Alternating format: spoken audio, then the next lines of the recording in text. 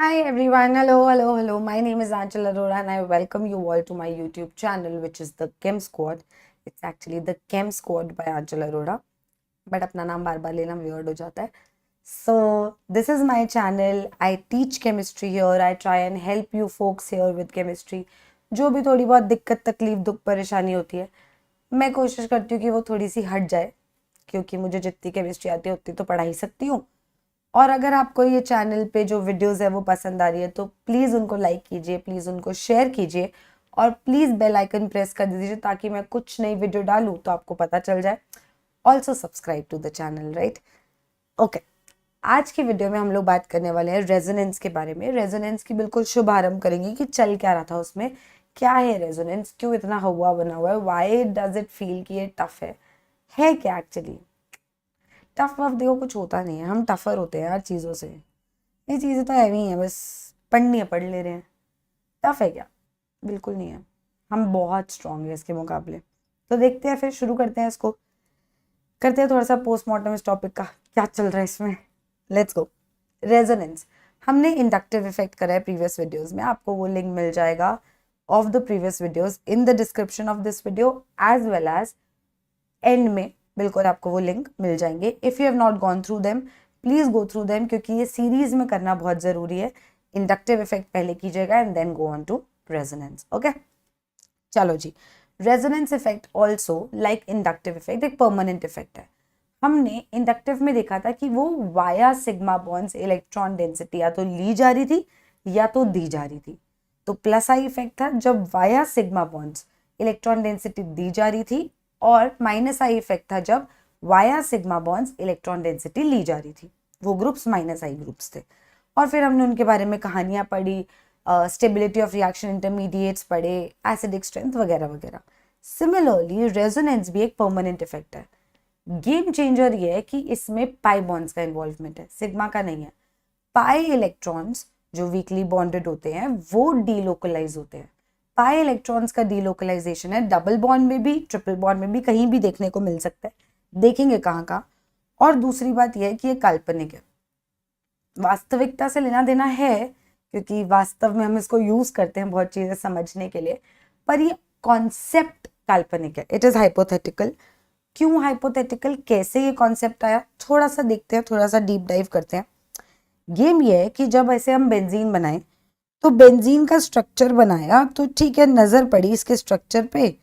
मैं क्या जी, ठीक है, 3 बॉन्ड्स ऐसे हैं, 3 कार्बन कार्बन बॉन्ड जहां पे डबल बॉन्ड कैरेक्टर दिख रहा है, और 3 बॉन्ड्स ऐसे हैं जहां पे सिंगल बॉन्ड कैरेक्टर दिख रहा है. तो किसी ने मुझसे आके पूछा कि भैया कार्बन कार्बन कितने का डबल है, मैं बोलूंगी 3 डबल है, 3 सिंगल है. तो उसने बोला अच्छा, मतलब 3 बॉन्ड्स ऐसे होने चाहिए जिसमें डबल बॉन्ड वाली बॉन्ड लेंथ होनी चाहिए, और 3 बॉन्ड्स ऐसे होने चाहिए जिसमें सिंगल बॉन्ड वाली बॉन्ड लेंथ होनी चाहिए. तो मैं बोलूंगी हाँ भाई, अभी तो बताया 3 बॉन्ड्स डबल, 3 बॉन्ड सिंगल. तो ये एक्सपेक्टेड था. पर भाई गेम कुछ और थी. जब उसको स्टडी किया गया, जब डिवाइसेस को यूज करके उसके बारे में पूरा स्ट्रक्चर निकाला गया, तो ऐसा देखा गया स्पेक्ट्रोस्कोपी के थ्रू. तो स्पेक्ट्रोस्कोपी बोलने में बड़ा मजा आता है, ऐसे बड़ा सा शब्द है, तुम लोग को लगता है सही बोल रही होगी, जैसे कोई भी सवाल का ऐसे वियर्ड जो, अरे it's because of spectroscopy, spectroscopic analysis से बेटा ऐसा होता है. तो ऐसे बहुत टीचर्स पागल बना लेते हैं, बनना मत.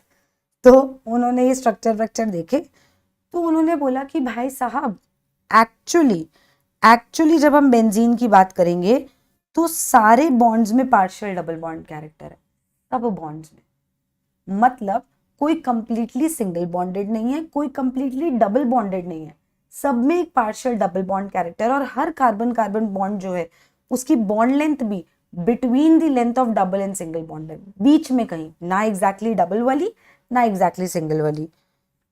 तो जब ऐसा वियर्ड गेम दिखा तो उन्होंने बोला इसका मतलब अगर मुझे बेंजीन की कहानी समझानी है तो मैं सिर्फ एक स्ट्रक्चर से तो नहीं समझा पाई. यही मतलब हुआ, क्योंकि मेरे अकॉर्डिंग तो 3 डबल 3 सिंगल थे और मैंने मार्क भी करे कि यही डबल होना चाहिए. फिर उसने बोला ना ना, पार्शियल डबल बॉन्ड कैरेक्टर है हर बॉन्ड में. तो रेजोनेंस का ये जो काल्पनिक कंसेप्ट है ये इसीलिए आया कि जब भी मैं किसी मॉलिक्यूल या किसी आयन को सिर्फ एक स्ट्रक्चर के थ्रू नहीं कैरेक्टराइज कर सकती, मैं उसकी सारी प्रॉपर्टीज सिर्फ एक स्ट्रक्चर के थ्रू नहीं बता सकती, तो रेजोनेंस का कंसेप्ट आता है कि अच्छा ये एक से ज्यादा फॉर्म में एग्जिस्ट कर सकता है, एक से ज्यादा स्ट्रक्चर हो सकता है, और ये जो एक से ज्यादा स्ट्रक्चर्स है इनको आपस में रेजोनेटिंग स्ट्रक्चर्स या कैनोनिकल स्ट्रक्चर्स कहा जाता है। तो बेंजीन के लिए ये दो कैनोनिकल स्ट्रक्चर्स, और बेंजीन के केस में इनको केक्यूल स्ट्रक्चर्स भी कहा जाता है। और देखिए एक स्ट्रक्चर ऐसा है जहां पे डबल बॉन्ड्स यहाँ है, और दूसरा स्ट्रक्चर ये भी तो पॉसिबल है कि डबल बॉन्ड्स ऐसे हो। तो लोगों ने बोला इसके तो दो रेजोनेटिंग स्ट्रक्चर्स पॉसिबल हैं या दो कैनोनिकल स्ट्रक्चर्स पॉसिबल हैं, तो दो स्ट्रक्चर्स होते हैं। इनमें से कोई भी एक्चुअली एग्जिस्ट नहीं करता है, जो एग्जिस्ट करता है वो इनका हाइब्रिड होता है। हाइब्रिड मतलब कैसे बनता है हाइब्रिड? दो चीजें कंट्रीब्यूट करती हैं तो हाइब्रिड बनता है ना, पोटैटो टमेटो पोमेटो ऐसा सा। तो उसमें कैरेक्टरिस्टिक्स किस किस के होते हैं? पोटैटो के भी होते हैं, टमेटो के भी होते हैं, और वो जो पोमेटो बनता है उसमें दोनों के कैरेक्टरिस्टिक्स होते हैं, वो एक हाइब्रिड है। ऐसे ही इस रेजोनेटिंग स्ट्रक्चर्स के कैरेक्टरिस्टिक्स, इस रेजोनेटिंग स्ट्रक्चर्स के कैरेक्टरिस्टिक्स घुल मिलके एक नई चीज बनाते हैं जिसको रेजोनेंस हाइब्रिड कहते हैं, जो एक्चुअली एग्जिस्ट करता है। तो एक्चुअल में एग्जिस्ट करने वाली चीज जो होती है वो रेजोनेंस हाइब्रिड होती है। तो पूछा जाता है क्या कैनोनिकल स्ट्रक्चर्स एग्जिस्ट करते हैं, वो फाइंड द करेक्ट स्टेटमेंट वाले questions, which of the following statements is correct, या असर्शन रीजन वाले क्वेश्चंस, उनमें ये बातें काम आती हैं कि क्या कैनोनिकल स्ट्रक्चर्स या रेजोनेटिंग स्ट्रक्चर्स एक्चुअली एग्जिस्ट करते हैं। न्यप, एग्जिस्ट नहीं कर रहे। एग्जिस्ट कौन करता है? हाइब्रिड। हाइब्रिड एक्चुअली एग्जिस्ट करता है। आई विल रिपीट, हाइब्रिड क्या है? पोटैटो था, टमेटो था, पोटैटो के कुछ कैरेक्टरिस्टिक्स थे, टमेटो के कुछ कैरेक्टरिस्टिक्स थे, राइट। हाइब्रिड बना पोमेटो, दोनों के कैरेक्टरिस्टिक्स आए, एक्चुअली एग्जिस्ट हाइब्रिड कर रहा है। तो बेंजीन के दो रेजोनेटिंग स्ट्रक्चर्स देखे गए, बोला भाई इनमें से एग्जिस्ट किसको कराए? किसी को नहीं। इनके कैरेक्टरिस्टिक्स के मिश्रण से हाइब्रिड बनता है जो एक्चुअली एग्जिस्ट करता है। इतनी बात चमकी।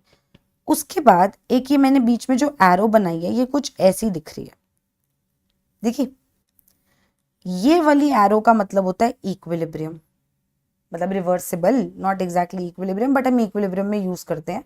तो रिवर्सिबल एरो होती है ये रिएक्शन इधर भी जा सकता है और वापस भी आ सकता है, फॉरवर्ड एंड बैकवर्ड। रिवर्सिबल का साइन होता है, ये इरिवर्सिबल का साइन होता है। ये क्या बल है? ये इक्विवेलेंट का साइन होता है। रेजोनेटिंग स्ट्रक्चर्स जब बनाते हैं तो ये वाली एरो डबल साइडेड एरो बनाते हैं, जिससे ये हम अपने मन में रखते हैं कि इक्विवेलेंट है, मतलब इन लोग की एनर्जी ना आसपास है, ज्यादा फर्क नहीं है। तो मैंने अभी तक ये बोला कि भाई एक तो रेजोनेटिंग स्ट्रक्चर्स किन के लिए यूज होते हैं? जब किसी मॉलिक्यूल या आयन को मैं सिर्फ एक स्ट्रक्चर से डिफाइन या कैरेक्टराइज ना कर पाऊं, तो ये काल्पनिक कॉन्सेप्ट आता है रेजोनेंस का, जिसमें रेजोनेटिंग स्ट्रक्चर्स होते हैं, एक से ज्यादा स्ट्रक्चर जिसमें उस चीज को लिखा जा सकता है। जैसे बेंजीन को दो फॉर्म में लिखा गया, एक में डबल बॉन्ड्स कुछ अलग डायरेक्शन में थे, एक में कुछ अलग, पर दोनों ही एग्जिस्ट नहीं करते। एग्जिस्ट करता है इनका हाइब्रिड, जिनमें ये कंट्रीब्यूट करते हैं, और हाइब्रिड में हर कार्बन कार्बन बॉन्ड में पार्शियल डबल बॉन्ड कैरेक्टर। इतना चमका? पक्का ना? पूरी चीज चमकनी चाहिए। देखो कोई दिक्कत तकलीफ दुख परेशानी हो बिंदास कमेंट्स में लिखना, कोई टेंशन नहीं है, सब सॉर्ट होगा। अब सुनो आगे। The resonating structures don't exist, the hybrid does, right? Resonating structures contribute करते हैं hybrid को। Hybrid is the weighted mean of resonating structures. ये बहुत प्यारी लाइन है, ये बहुत प्यारी लाइन है। और इसके जस्ट बाद में जो क्वेश्चन है वो बहुत प्यारा क्वेश्चन है, बहुत प्यारा। वो क्वेश्चन कहता है क्या सारे रेजोनेटिंग स्ट्रक्चर्स इक्वली कंट्रीब्यूट करते हैं रेजोनेंस हाइब्रिड को बनाने में? क्या सारे रेजोनेटिंग स्ट्रक्चर्स इक्वली कंट्रीब्यूट करेंगे? हम लेट्स फाइंड आउट, करते हैं कि नहीं करते। देखो लॉजिक है बहुत अच्छा, समझना मेरी बात को। आप जब भी रेजोनेटिंग स्ट्रक्चर्स बनाओ, जब भी, जरूरी नहीं है कि सारे इक्वली स्टेबल हो। इक्वली स्टेबल हैं तो बहुत बढ़िया, तो दोनों इक्वली कंट्रीब्यूट करेंगे। मान लो एक कोई कंपाउंड है या मॉलिक्यूल है, उस मॉलिक्यूल के दो रेजोनेटिंग स्ट्रक्चर्स हैं, एक है चिंटू और एक है पिंटू। इनमें से ज्यादा बढ़िया, ज्यादा स्टेबल चिंटू है। ठीक, अगर चिंटू ज्यादा स्टेबल है ना, तो दोनों कंट्रीब्यूट करेंगे हाइब्रिड में, कोई दो राय नहीं है, दोनों कंट्रीब्यूट करेंगे। बट क्योंकि चिंटू ज्यादा स्टेबल है, इसलिए चिंटू का कंट्रीब्यूशन ज्यादा होगा। इसलिए बोला जाता है कि हाइब्रिड में वेटेड मीन होता है रेजोनेटिंग स्ट्रक्चर्स का। मतलब जो ज्यादा स्टेबल वो ज्यादा कंट्रीब्यूट करता है, हाइब्रिड उसकी तरह ज्यादा दिखता है।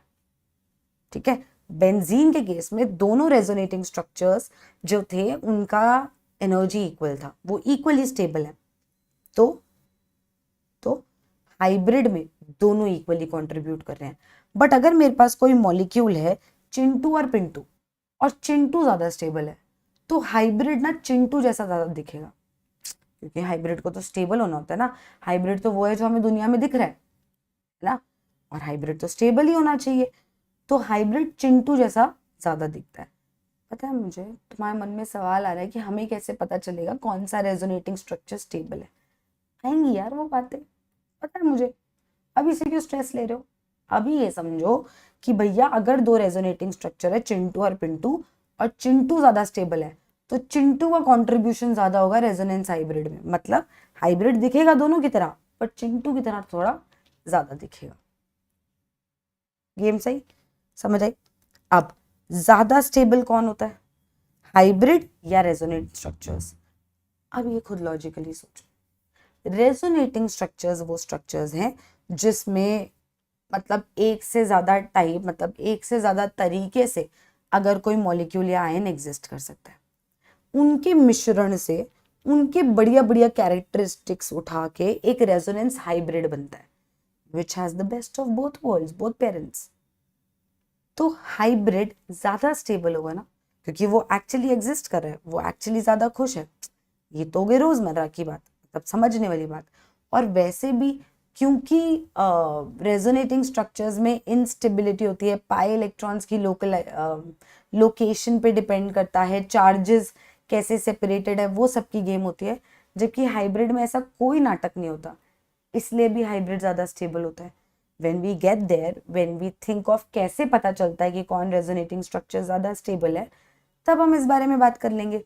अभी हम ये समझते हैं ना कि सीधी सी बात है यार, दो लोग कंट्रीब्यूट कर रहे हैं, हाइब्रिड बन रहा है, तो हाइब्रिड तो बेटर ही होगा ना दोनों से, बेस्ट ऑफ बोथ वर्ल्ड्स। ज्यादा स्टेबल होगा, ज्यादा बेटर होगा, मान रहे हो? और अगर वो ज्यादा स्टेबल होगा तो उसकी एनर्जी कम होगी, हाइब्रिड की एनर्जी रेजोनेटिंग स्ट्रक्चर से कम होगी। जो स्टेबल होता है उसकी एनर्जी कम होती है ना, हाइब्रिड की कम होगी। बॉन्डिंग में भी तो ये खेलते हो, नहीं खेलते क्या? बॉन्डिंग में क्या होता है, एक s और 3p ऑर्बिटल मिलके 4 नए sp3 हाइब्रिड ऑर्बिटल्स बनाते हैं, और बॉन्डिंग करने sp3 हाइब्रिड ऑर्बिटल्स जाते हैं। क्यों भैया? क्योंकि वो बेटर थे ना, best of both worlds, same game. Hybrid जो एक्चुअली स्ट्रक्चर एग्जिस्ट करता है, वो उसके अंदर कैरेक्टरिस्टिक्स हैं हर रेजोनेटिंग स्ट्रक्चर्स के, डिपेंडिंग ऑन कौन सा रेजोनेटिंग स्ट्रक्चर ज्यादा स्टेबल है। जो ज्यादा स्टेबल है उसके ज्यादा कैरेक्टरिस्टिक्स हैं। ठीक, अच्छी चीजों की तरह दिखने चाहते हैं ना हम भी, तो वही गेम है। इतनी बात समझ आई? बिल्कुल चमका ना? कोई दिक्कत तकलीफ दुख परेशानी तो नहीं है तो देखना बोल देना भैया, कोई टेंशन नहीं। अब सुनो, जैसे एक मॉलिक्यूल है, उसके 3 रेजोनेटिंग स्ट्रक्चर्स हैं, ए, बी और सी। एक मॉलिक्यूल है, 3 रेजोनेटिंग स्ट्रक्चर्स हैं, ए, बी और सी। ठीक है, अब इसकी कहानियां समझनी है हमें। इनकी कहानी में हमें ये दिख रहा है कि जब इनको एनर्जी में क्लासिफाई किया, तो ये रेजोनेटिंग स्ट्रक्चर्स ठीक है, बट ए की एनर्जी सबसे ज्यादा है और बी की एनर्जी सबसे कम है। तो इन सब में से मोस्ट स्टेबल रेजोनेटिंग स्ट्रक्चर कौन सा होगा? मोस्ट स्टेबल रेजोनेटिंग स्ट्रक्चर, शक्ल देखो सबकी, एनर्जी का ऑर्डर तुम्हें पता है, तो सबसे ज्यादा स्टेबल रेजोनेटिंग स्ट्रक्चर कौन सा होगा? क्या लगता है देख के? देखो देखो देखो, क्या लग रहा है? कौन सा सबसे ज्यादा स्टेबल होगा? जिसकी एनर्जी सबसे कम वो सबसे खुश, वो सबसे स्टेबल। एनर्जी ज्यादा होती है तभी तो स्टेबिलिटी कम होती है। तो सबसे ज्यादा resonating structure, stable resonating structure होगा बी, और सबसे कम स्टेबल ए। बहुत बढ़िया, मोस्ट स्टेबल है बी। तो दूसरा सवाल, हाइब्रिड इन तीनों में से किसकी तरह ज्यादा दिखेगा? 3 रेजोनेटिंग स्ट्रक्चर्स है, मैंने बताया कि ऐसे उनकी एनर्जी है, उसके अकॉर्डिंग हमने सोचा कि बी की एनर्जी सबसे कम है तो बी वाला रेजोनेटिंग स्ट्रक्चर सबसे स्टेबल है। जो रेजोनेटिंग स्ट्रक्चर सबसे स्टेबल होता है, हाइब्रिड कैसा दिखता है? हाइब्रिड दिखता है उसकी तरह ज्यादा।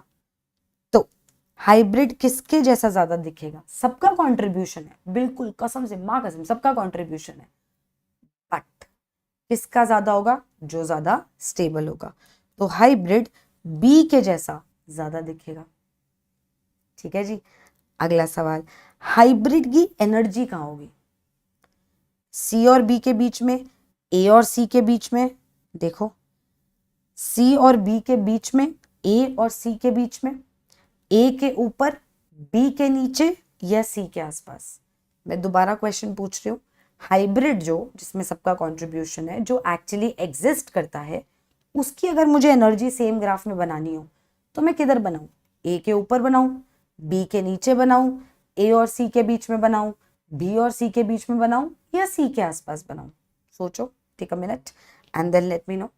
पानी पीते तब तक बताओ।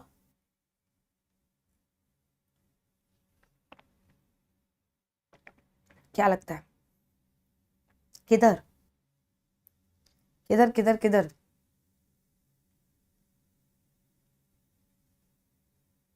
बी के नीचे ना।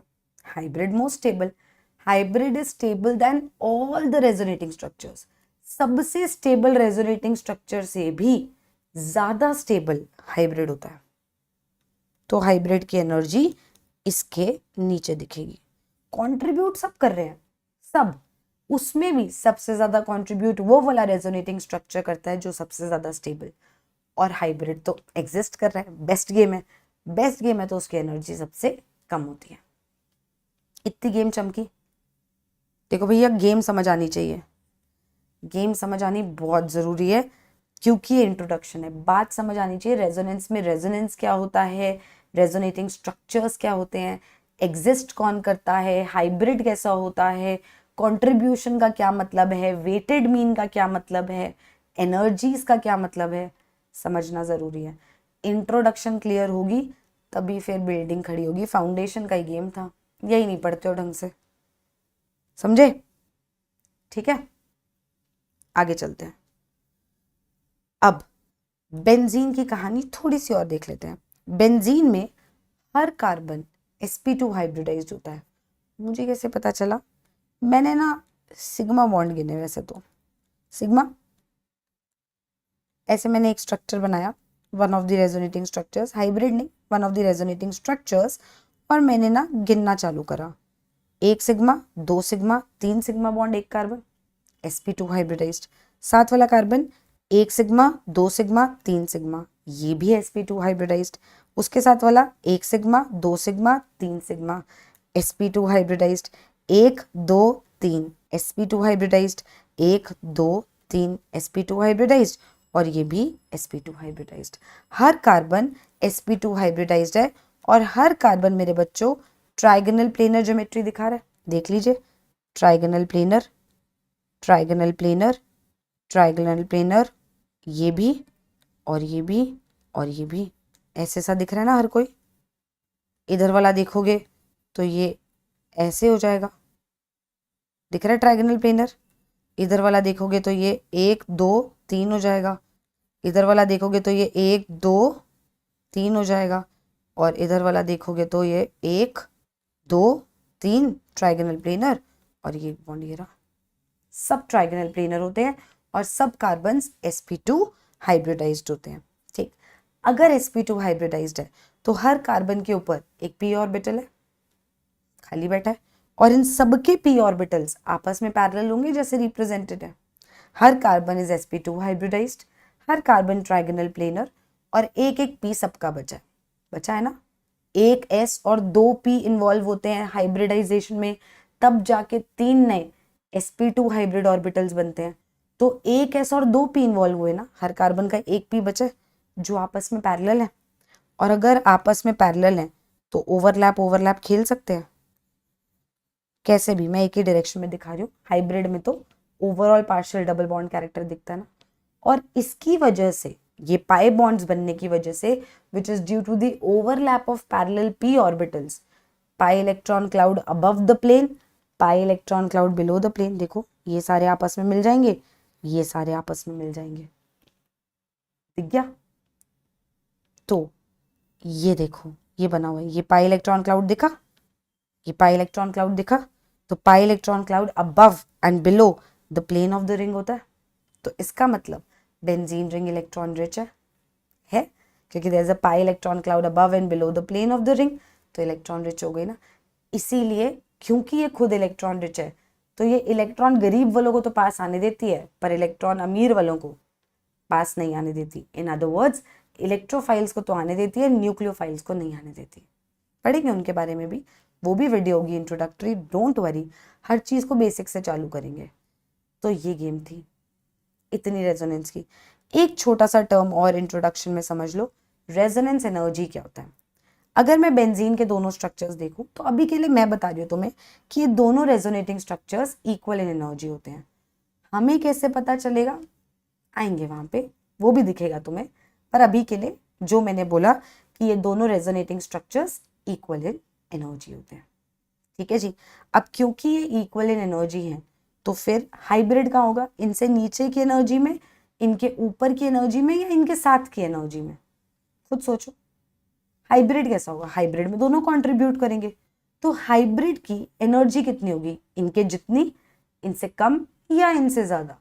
क्या लगता है, इनके जितनी, इनसे कम या इनसे ज्यादा। व्हाट डू यू से, आई थिंक इनसे कम। हाइब्रिड जो होगा वो कहाँ ही, यहाँ होगा, यहाँ होगा, उसकी एनर्जी इनसे कम होगी। बहुत ही बढ़िया है, फिर तो बहुत ही बढ़िया चल रहा है। क्यों, क्योंकि difference between the energy of the most stable resonating structure and resonance hybrid. I mean, the difference between the energy of the resonance hybrid and the most stable resonating structure, उसको resonance energy कहा जाता है। तो यहाँ पे तो दोनों resonating structures की इक्वल एनर्जी थी, तो हाइब्रिड और इनके बीच का जो गैप है, इसको बोला जाता है बच्चे रेजोनेंस एनर्जी। इनके बीच के गैप को, इनके बीच के एनर्जी डिफरेंस को। मतलब मतलब मतलब कहाँ गया मेरा चिंटू पिंटू वाला, खो गया ये, हाँ मिल गया, ये रहा। तो अगर हाइब्रिड की एनर्जी कहीं आए, हाँ हाइब्रिड की एनर्जी कहीं आए, और बी ये रहा, सी ये रहा, ए ये रहा, तो रेजोनेंस एनर्जी क्या होगी, the difference between the energy of the hybrid and the most stable canonical structure. ये गैप रेजोनेंस एनर्जी डिटर्मिन कराएगा। और चिंटू पिंटू वाले में मान लो एनर्जी हम ऐसे बना रहे हैं, चिंटू ज़्यादा स्टेबल है तो उसकी एनर्जी कम, पिंटू कम स्टेबल है तो उसकी एनर्जी ज़्यादा, और हाइब्रिड इन दोनों का यहाँ कहीं होगा। इनके बीच के गैप को रेजोनेंस एनर्जी कहा जाता है, ठीक है जी। सो आई रियली होप रेजोनेंस शब्द का मतलब समझ आया होगा, काल्पनिक है ये समझ आया होगा, पिक्चर में उसकी बातें आई क्यों ये समझ आया होगा, रेजोनेंस एनर्जी क्या होता है, रेजोनेंस स्ट्रक्चर्स क्या होता है, डबल हेडेड एरो का क्या मतलब होता है, हाइब्रिड का क्या मतलब होता है, ये बेसिक बेसिक चीज़ें समझ आ गई होंगी। तो अगर चमक गया है तो कमेंट सेक्शन में मुझे बता देना चमक गया है, and like the video and share it with your friends, ठीक है। मैं मिलती हूँ अगली वीडियो में आगे की कहानी के साथ, तब तक के लिए बाय।